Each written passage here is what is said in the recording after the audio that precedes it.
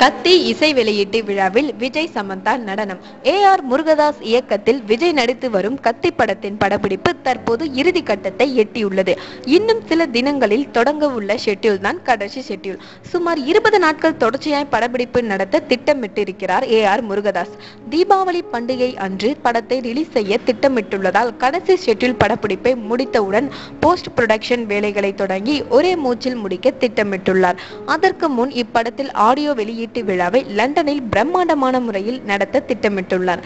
இந்த விழாவை ஒளிபரப்பும் உரிமையை தமிழ் டிவி சேனல் ஒன்று பல கோடிகள் கொடுத்து வாங்கியுள்ளது. செப்டம்பர் 20ஆம் தேதி லண்டனில் நடக்க உள்ள இந்த விழாவில் கலந்து கொள்வதற்காக கத்தி படத்தில் நடித்த அத்தனை நட்சத்திரங்களும் லண்டன் செல்ல இருக்கிறார்கள்.